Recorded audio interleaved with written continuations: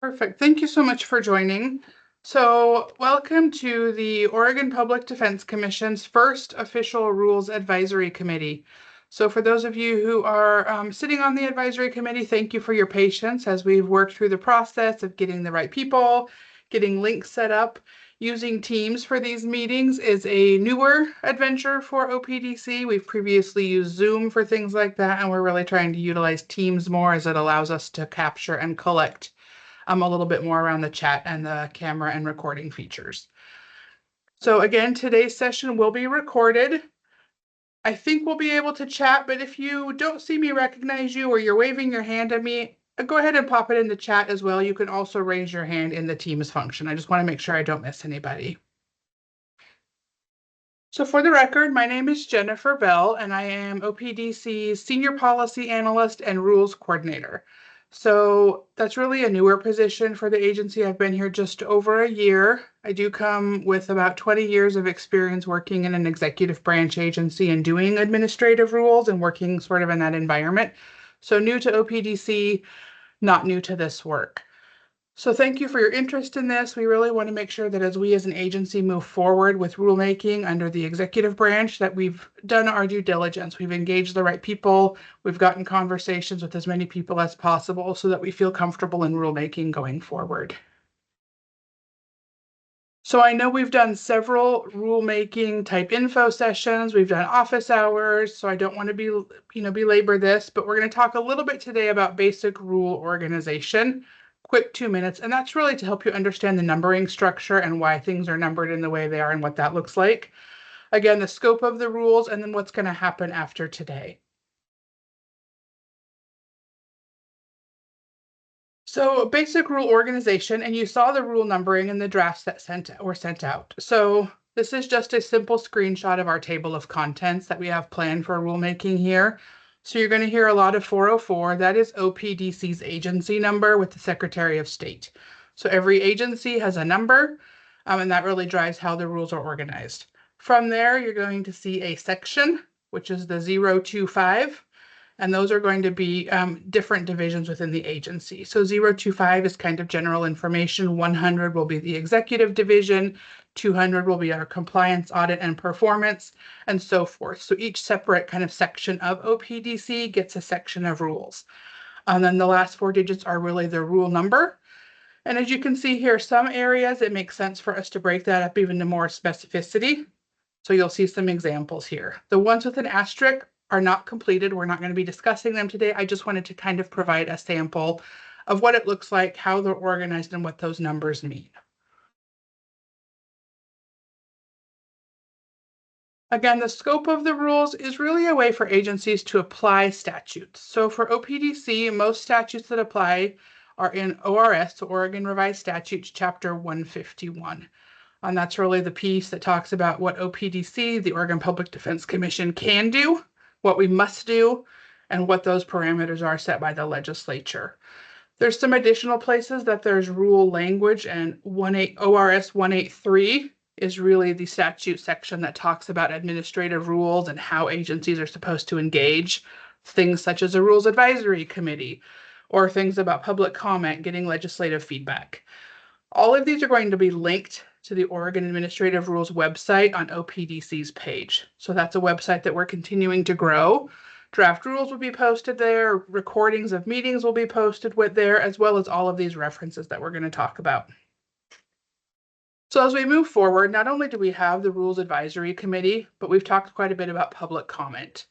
So we just like to really put out there that although we are trying to engage as many stakeholders as possible, we have to be transparent and that there are some things we will never be able to change in a rule. Rules cannot conflict with statute. They cannot go against federal law, some of those sorts of things. It's really about how an agency interprets the statute. We're also going to talk a little bit as things come up that some questions, some comments may be put into agency procedures. We don't want rules to be so specific that we can't be nimble and responsive as appropriate. So if we have comments that are great information, they may be put into a parking lot of sorts for agency procedures. And then really what we can expect going forward. So again, this feedback This recording will be posted. Feedback will be reviewed and addressed as appropriate. Draft rules will be posted by the end of the week on the website. Those rules are also going to be shared with our key stakeholders. So internally, what that looks like is our providers will have a chance to look at rules. Members of the legislature have to receive those rules, tribal partners, and then the Oregon Department of Justice. We'll be making the revisions to the website. We want to be as transparent as possible and get as much information posted for stakeholders, for public, for our staff as possible, kind of have a one-stop shop for anything related to those rules. We'll have the link to public comment on there. We have a form developed that makes filing public comment really easy. However, to be inclusive, you can also send in emails directly to us. You can send it via USPS mail. We want to be, accessible for people in whatever works best for them. Okay, I'm going to take a pause. Do we have any questions before we actually talk about the 3 rules that we need to go over today?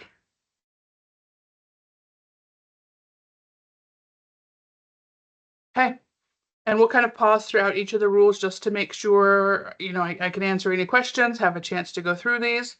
So the first one we're going to talk about is our definitions chapter, or our definitions rule, I'm sorry, and then the notice of proposed rulemaking and acronyms. And so hopefully you all received those draft PDFs of the documents. Again, they'll also be posted. So if you have additional comments, we can capture those later.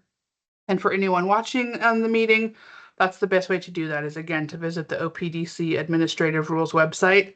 If you search OPDC, Oregon Public Defense Commission, we now have it right on the homepage. It's one of the very first things you see. It's an icon all by itself that gets you there within one click.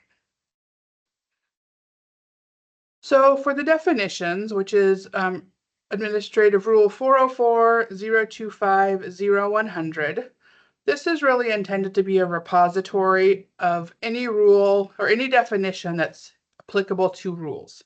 So we know that this is a first attempt at this particular rule. As we write additional rules, we'll have to do revisions here and add additional definitions as we go. So this collection is really kind of some overarching definitions that you may already hear in conversations. They've come up in things like our commission meetings. They're already posted on the website. And so this first draft was kind of a collection of what we can already see, what we already know is out there, and what we have in potential rules coming forward. So you'll see that this is really around general agency terms and then terms related to our contracts. So this version, again, we know this is probably going to be a rule that is revised quarterly for a while, because as we make new rules, we'll have new definitions to add here. This is really some general terms that are specific to OPDC, and then some contract language because of contract office hours. We've held so much attention to our contracts in the last few months in commission meetings. So I will pause there for a moment. Vicki, thank you for putting the link in there. So again, that'll take you right to the website, knowing that it is under revision. We've got changes happening this afternoon. Helena.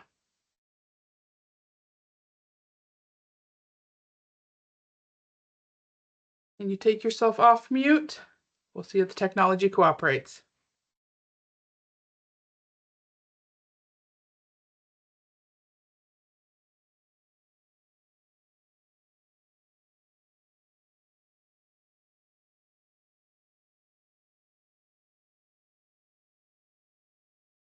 Helena, we're not hearing anything. So if you want, you can try the chat feature.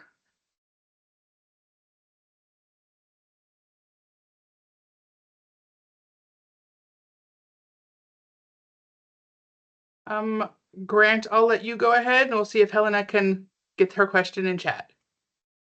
Yeah, I just wanted to sort of clarify, is there voting on these rules at this point?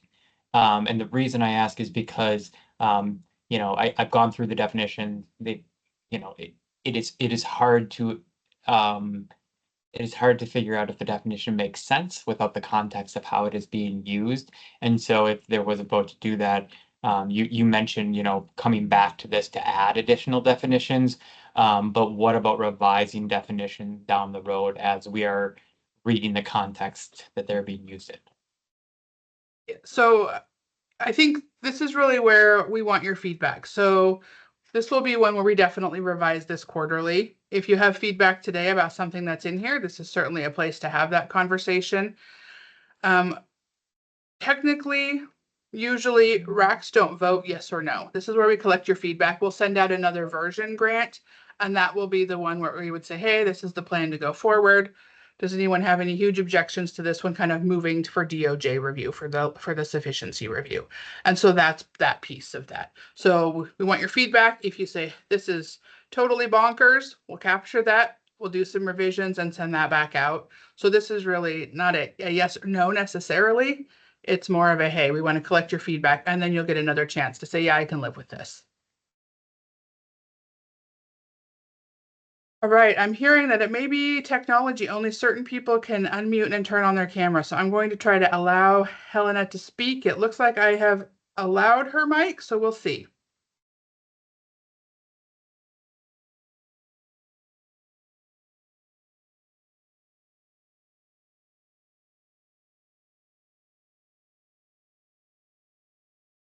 Maybe still not working. Let's try one more person. Shonda, are you able to connect? Can you hear me? I can. Awesome. Okay. So I had just a quick question. There was like in reviewing the rules and the definitions that you provided us, there was just some I don't want to sound rude, but like some spelling, grammar, missing words. Is that something that we are, or at least what I would have interpreted as that? Is that something that we are allowed to like notify you of if we see that in there, or Absolutely. okay. These go through so many people and so many revisions before they're even posted. Sometimes fresh eyes see things we don't see. Um, and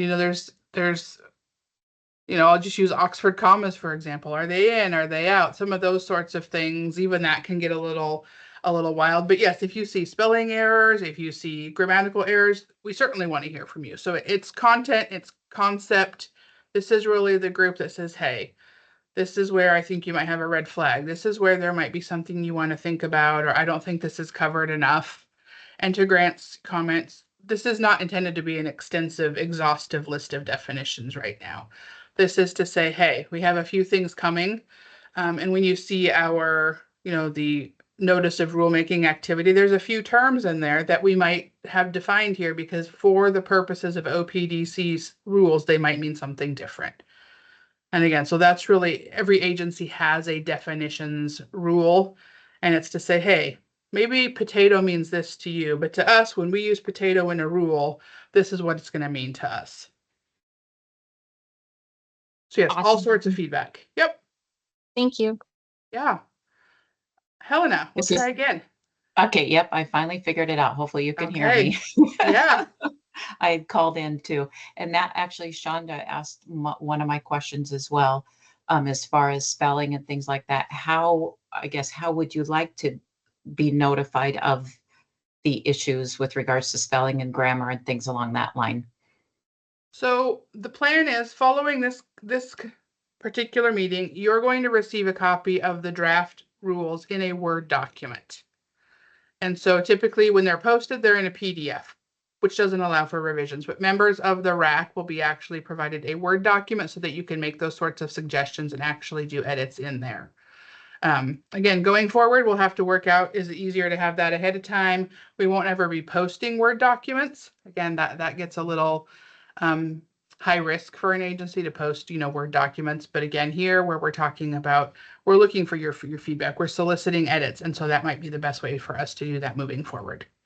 Okay, no, that helps. And I guess even if we see, like, for example, there's 4 or 5 different definitions for counsel attorney. And so I guess it gets confusing. And so we can potentially go in and offer some assistance or editorial type. Yep. Okay. Yep. Thank And one you. of the things we've been talking about in here, so these have been looked at internally, as I mentioned, but we may end up with a word that has multiple definitions, which is fine. I mean, if you look at a dictionary, some words have 5, 6 definitions, and so we certainly can capture those as well. We want to be as clear as possible. So if we're saying attorney as it pertains to, appointed attorney or appointed counsel, as you'll see here. We may have a different rule, but if we need to, we can break up a single term to mean several things. We just want to try to keep that as clean as possible, just so we don't have 10 possible definitions as we move forward with the rule.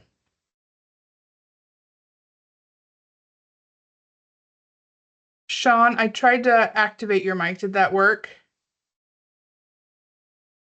Yes, thank you. Perfect. It was so frustrating because it was like, sorry, you're not one of the select few. You don't get to be on camera or have your microphone on. And I was like, well, I can take the no camera, but the microphone was a little tough. So Jennifer, my question is, do you want specifics from us today? Like, for example, in number 15, I think there's a typo where it says retailed instead of retained. Yep, those are the things. Yes, you can certainly send those today. We'll capture this. There'll be a transcription of all of this. We can capture them that way if you find them later. This is not an open and closed. At some point for a rule, and again, we're shooting for October, but because this is our first section, we have so many people who want to look at these. These may not go in October, so I want to be transparent about that. So let's say we're shooting for an October deadline. At some point, typically 15 days before, you have to say no more changes, but we're not even close to that yet. So as we find things, you can send emails. We have the admin.rules email page or email box. You can get those posted through the public comment. You can capture them here and we'll find those. So yeah, Well, what's I definitely the most efficient use of our time? I mean, I know we had this budgeted for 2 hours, but we don't have to go through. I wasn't clear if we were going to go through it line by line, or if you just wanted to go through things generally, and then we would each do our little analysis of the Word document and send in our thoughts. So I think in my experience with facilitating rules advisory committees is let's utilize the time for kind of big conceptual conversations. If you're like, hey, I think you've missed addressing this population, or hey, rural populations, this might impact us differently here.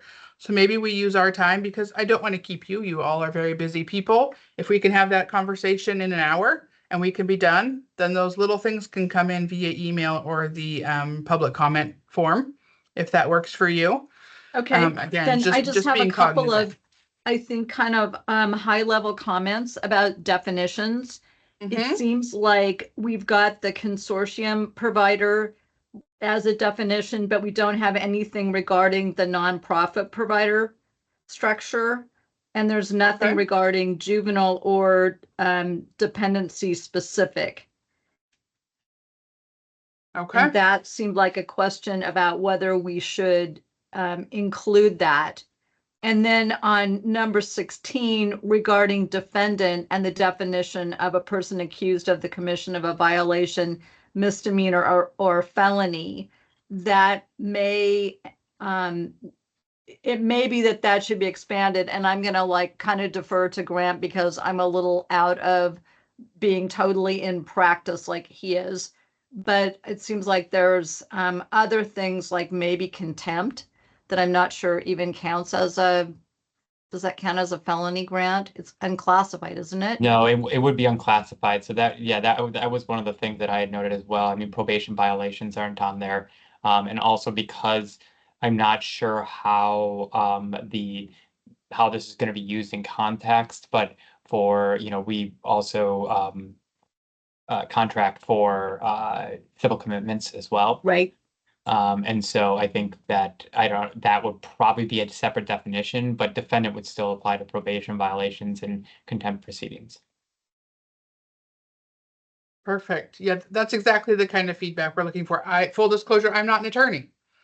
So these are definitions. Most of these are definitions I have gathered that were defined somewhere else in a previous policy, in previous guidance. Some of these policies where I found these were embarrassingly maybe 10 plus years old.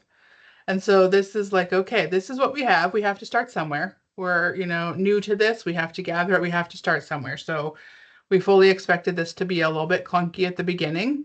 And so that's exactly the sort of feedback we're needing. Yeah. I see Shonda with a question or feedback. I don't think so. I Oh, thought your I. hand is still up. My apologies. All right, Cynthia.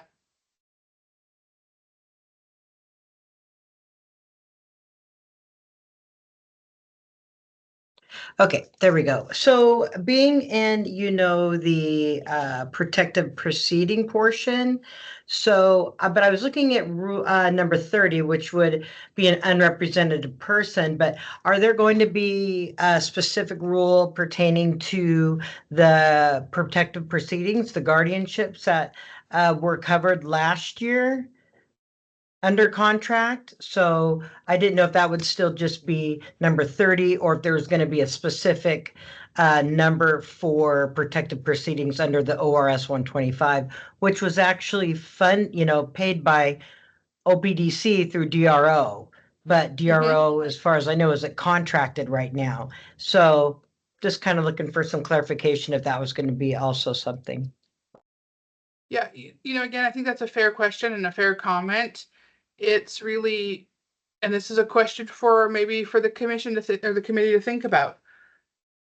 Right now, these rules again are things that we have picked up that we've been talking about frequently lately. Now, again, this is going to change every time we write a rule, put in a new policy, this is going to get revised. So, do we want this to be more robust now? Do we want to try to make, I'll just pick a number, we end up with 80 terms defined in this for the first go round, or do we want to start here and add as we finalize more rules and more policies, which makes more sense from kind of a stakeholder lens? Does that make sense, Cynthia? Again, I totally hear you. We have lots of things that we know are not in here yet. But is it more confusing to say, hey, this is a term, and people go, why do you have this here? I don't see this term used in any of your rules or in any of your policies because we have such a small number right now. Great. Yeah, it totally answered it. Looking forward to, moving forward on what we, get figured out. So thanks. Yeah. And again, that's one for maybe everybody to kind of ponder and see what makes sense. And then as we move forward going, hey, again, knowing, is this just one we revisit every time we file rules, that this is going to be one we say, hey, these are the 30 that we're adding this time, or these are the 15 we're throwing in this time, and we just look at those revisions. These are all new. Established agencies don't have very many new rules unless they get new funding or something through the legislature. It's more revisions to rules. But for us, for a while, they're going to be new, except for our definitions and acronyms. And I think our conversation around the acronyms is going to sound a lot like this one today, right now, because I'm gathering acronyms as we go. We find them all the time. We find different agencies, different entities use them differently. So we know that's not an exhaustive list. It's like, hey, this is what we can start with. These are some of the ones that have been used in commission meetings in the last 3 months. These are the ones that are kind of out there in things that are hot topics, if you will, or in the rules we're filing right now.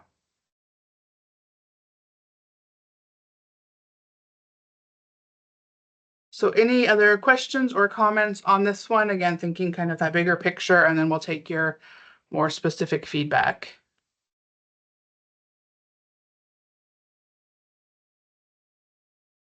Okay.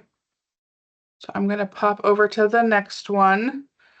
So this is the one that has kind of the most detail. This is what I would call a pretty standard administrative rule as far as structure, definitions, and acronyms.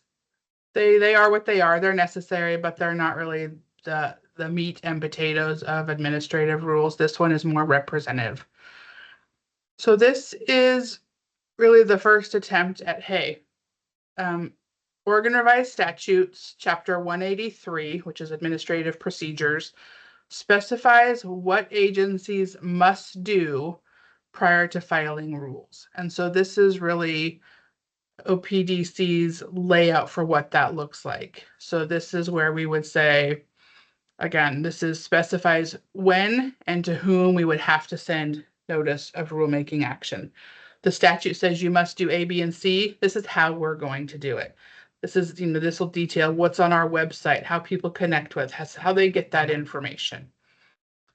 It outlines who the interested parties list is. So for those of us here on this call, most of you probably receive OPDC's newsletters. You probably receive those emails. Internally, we're working on a way to say, hey, we need to update preferences for this. So you'll be getting some communication in the next week or two that says, please click your link and update your preferences. And what that's really going to look like is for those people who have signed up or will be signing up, you're now going to have an option to say what sort of information you want. And one of those is specifically going to be, I want information about rulemaking, policy development, that sort of thing, so that we can really tailor to people and send them what they're interested in and not just kind of mass email everybody regardless of what their level of interest is. So I'll pause and Grant. I was wondering if that these draft rules were pulled from another executive agency. I'm obviously not obviously, but I'm not very familiar with admin law, and so as I'm going through this, it would be good to know sort of what is already baked into rules for other agencies and what was sort of added in addition specific to OPDC. Yep, so this one is basically from a rulemaking template that almost every agency has. I won't say it's word for word because they are a little bit different. This one for OPDC in comparison has some specificity about our interested parties list. Again, some agencies are so large that they might have 20,000 people on an email distribution list, but they have better mechanisms to kind of separate that out. Historically, OPDC is small. And so that's why we're calling ours an interested parties list. People are going to have an opportunity to say, hey, I want administrative rule information, because they may not care. That's not a nice way. They may not be as interested in the rest of OPDC's business, but they care about rulemaking because maybe they also serve families who are likely to qualify for public defense services. So when I was at DHS, for example, I followed rules for housing. I followed rules for the Oregon Health Authority because they were likely to impact the same families we were working with. So we're being really cognizant here of OPDC of saying, hey, we have historically just en masse emailed everybody who ever said they wanted anything from us. And so we're tweaking that to create a better interested parties list. So that is specific to OPDC, just because we didn't set that up from the beginning, where most agencies have. The rest of it, especially the dates and timelines, are specified in statute. So what you'll also see is for OPDC, because although we're not a new agency, we're kind of new on our own under the executive branch, is that you're going to see things around, our interested members of the legislature. So Grant, what that might look like internally.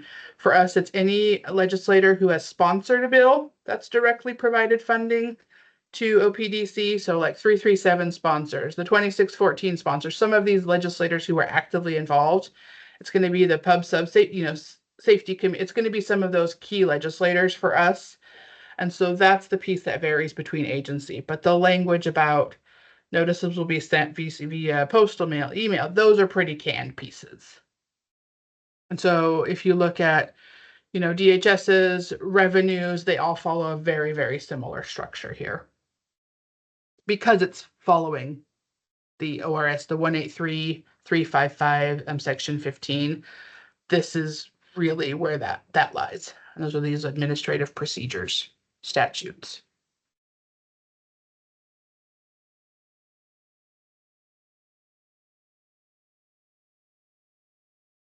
And so the piece to be aware of for this, it also really delineates for us how long rulemaking takes. So, you've heard in some of the info sessions, like statutes take years to change because you have to submit legislative concepts or you have to do policy option packages. It has to go to the legislature.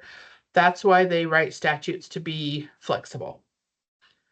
Administrative rules are kind of that next level, and they're flexible to a point. I can't just change something tomorrow that's in rule. So that's where those different levels come into play, and that's why that's so important. You'll see in many statutes, and it's not in OPDC's much. Some agencies use it a lot. The statute will say, shall be determined by the agency in rule. It's a pretty standard clause. You read a lot in statutes, and that's really telling an agency, we're going to give you this money to, serve individuals who qualify for appointed counsel.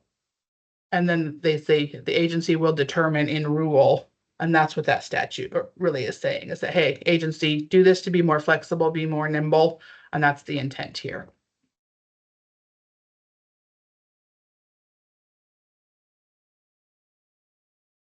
The other thing you'll see in this rule as you look forward, and it's really in section 4, it's around temporary rules. OPDC doesn't intend to, most agencies don't intend to, but they don't normally use that clause very often. It is just intended to be, we can do this quickly. So I'll give an example. During COVID, there were a lot more temporary rules filed, especially for eligibility programs or, you know, family stability benefits. The SNAP program filed a lot of temporary rules. It allows you to put something in place for a limited amount of time and kind of circumvent some of the processes. It does not circumvent a rules advisory committee, and it does not circumvent the DOJ approval. It allows you to put something in place quickly, but the next quarter it has to come back for that full review. So you'll see some language in there, but I just wanted to provide some context. That's never intended to be, oh, we're just not going to do all of these other review steps. It only allows you to be responsive, put something in place quickly, and then come back and do the full process later.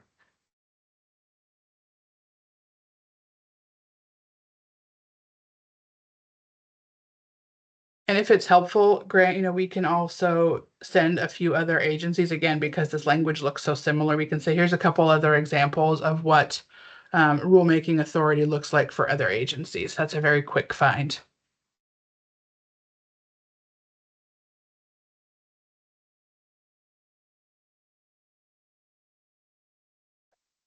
Any other comments or thoughts on this one? Again, if you're really wanting to bore yourself or need to go to sleep, you can certainly go read the statutes and you'll see that this is all in there. We've just put it in a little more plain language.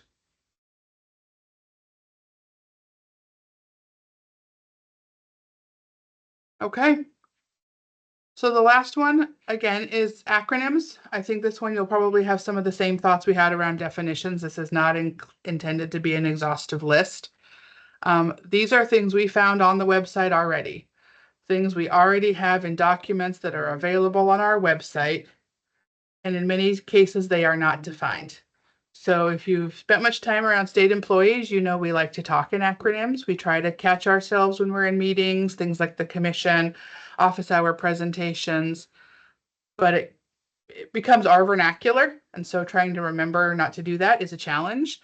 And so this is really the first attempt at just going out and gathering. This was a really wide net. We went out and said, what can we find? We read documents, we read previous policies, we looked through our website at this. And the reason most agencies have an acronyms list is to say, this is how we use it here. There are many of these that have multiple meanings. You know, I remember when I always tell the story when I first was at DHS and I was doing eligibility for services and they talked about the SO. And I was like, what's the problem that mom has an SO in the household? I was thinking significant other. It means something completely different for the law enforcement community. And I was like, I don't see the problem that mom has a significant other. Great. It means sex offender to many other people. So again, it's just trying to say this is our commonly agreed upon acronyms for use at OPDC so that we can avoid some of those little hiccups in communication. Again, I think the intention here, we'll see additions, we'll see revisions, we'll do what we need to do. Grant. What's the difference between the bolded and unbolded? You know, I couldn't tell you. We have discovered Okay. some formatting problems when you pull things off of our SharePoint page. Gotcha. When I looked, I'm like, I don't see them as bolded. But then when I look at what was out, I'm like, why did it do that? I'm just happy they all lined up because we've had that issue where things go. But what I see on our page does look right. Why they came to you with some unbolded. If you could figure it out, we would be forever grateful.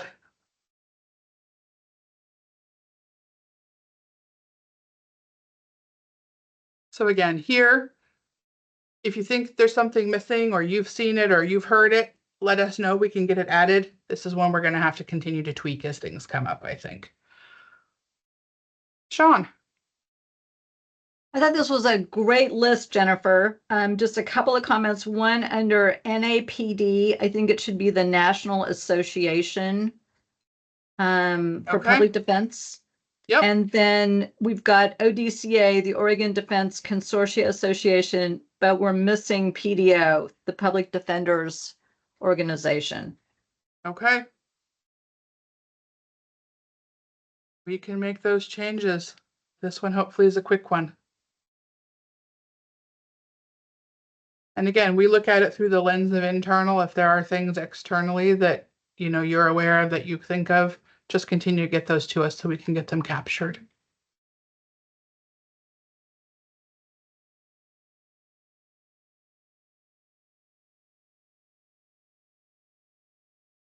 Okay. So really, what happens with feedback? What are the next steps? So all feedback is collected, will be part of the rulemaking effort. So what you guys get, we'll make revisions here. We'll get spelling, grammatical, get those inclusions that Sean just mentioned. Some of those clean things we'll do immediately and get those done. As I mentioned earlier, we know this with limitations. You know, not all suggested changes can be incorporated into the rule. We certainly know that there are, I always say it's a wish list. You know, if you had a magic ball, what would you change for OPDC? We have our own, I'm sure you all have it. Those can't always go into effect. So we will try to address those and say, hey, why can't we do this? Well, the statute prohibits it this way, or we didn't get funding from the legislature this way. We'll try to provide that feedback as to why certain things can't be done, why they're not in current versions, so that we can be transparent. Again, some feedback may be set aside for future rulemaking. We've had a few of those comments today. Hey, what about this piece? We anticipate some large agencies end up with hundreds of rules. We don't ever anticipate getting there at OPDC, but 40 to 50 is a pretty safe number to guess that we'll need that number of rules as we move forward over the next year to 2 years to get going. So we may talk about revisions to these ones. We may have a parking lot and kind of take, hey, let's talk about this one. Could we maybe move this one up? And so we'll do that kind of back and forth in these meetings. Again, our limitations when we talk about, I agree with you, I think that's great feedback. We might have to look at statutory language. Do we have the authority to do that? Do we not have the authority to do that? Are there restrictions, you know, that are in place for us? Budget. You know, all state agencies have a budget. We would love to do more. We never get the money that we want to do everything. So that may be something we have conversations about here. We'll capture it. We'll make it part of the official rulemaking record, but we may be limited for budget. Same goes for staffing. Then the final piece here, many of you have been involved or heard conversations lately about contractual changes. OPDC, you know, is revising contracts under the executive branch. There's some changes there. So that may come into play as we move forward. Again, I know one of our sections of rules that we want to get going is rules around contracts. Who can contract with us? What are the expectations for contractors? And again, it's really important to have that in a rule because let's say someone says, I'm Joe's legal service and I want to contract with OPDC. We may need rules to say, we can't approve you to be a contractor if you're not in good standing with the bar, or if, you know, these sorts of things. And so a rule really protects us if we have to say no, or if we have to put a restriction on something. A rule would be a great place for us to say, these are the disqualifiers for that, or these are the reasons why we can't do something. And so that's just an example of what we might run into with a contract conversation.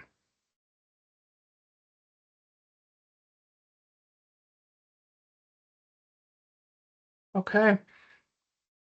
So again, you guys and ladies, I'm trying to be more inclusive. Everyone can provide feedback here in the coming weeks, whether you want to send me an email, send it to the administrative rules email box, do the public comment, send me a message. I have had contact with most of you in one form or another. Once we really iron out internally what our goals for filing dates are, we'll send out some more communication. I know we were talking again about having these effective October 1. Things are taking a long time because we don't have processes set up. So things like consulting with tribal offices has been a challenge because we don't have contacts yet. So getting some of those things set up may push back our October intended filing date. We'll communicate that with this group as early as we kind of get more information. Look to the administrative rules website. Again, in the next day or two, we're going to get the draft rules up. Hopefully we can get them up in the correct form, so bolds and things are fixed, so we can get a few of the grammatical errors fixed, but we will get those posted. The other thing I'm going to be sending out for all the RAC members is a survey of some sort. We want to try to gather from everyone what days and or times might work best for committee members. So being inclusive of everyone's busy schedules, we're going to try to schedule out a year ahead of time, just so that you can work around those, so you can make these, you know, kind of a highlight of your day, because nobody likes this meeting more than you, I'm sure. But we want to try to be as respectful about your time and your involvement as possible. So you'll look for that. And then the final thing you're going to see is really a RAC agreement.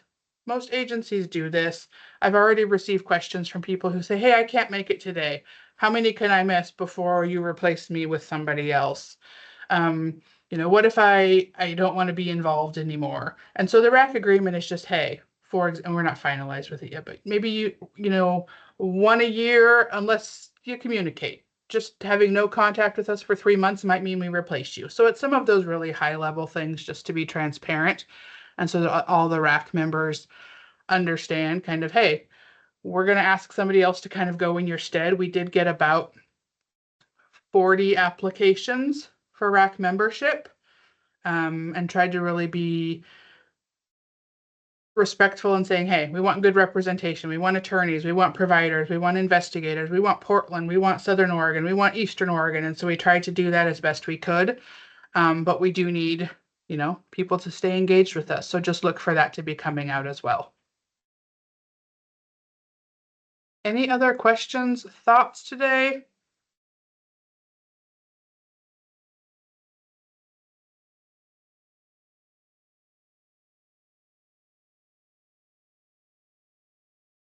All right, if you'd rather me, or rather embarrass me privately, hit me up in email, let me know if there's things that we can do to make this better. Again, my experience with doing this was a RAC where we may sometimes have 500 or 600 people from the public watching. So this is a very different structure for me. A much, you know, I'll say a tighter knit kind of audience. It's really tailored to one thing. Doing a rules advisory committee at a huge agency is a different ball game. But here people really understand the work. They've been involved in the work. Many of you sit on other work groups or you engage with the commission. And so I think the level of involvement here is going to look different, and I'm excited about that. So I really do want your feedback, your thoughts. Let me know if there's something we can do to make this process better. And again, look for a couple of emails here in the next week or so, and then updates to the website. We'll let you know and send a link out when those are done.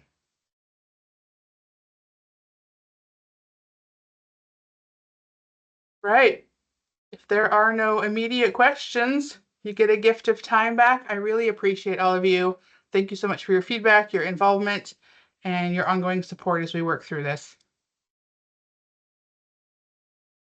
Have a great day. Yeah, thank you, everyone.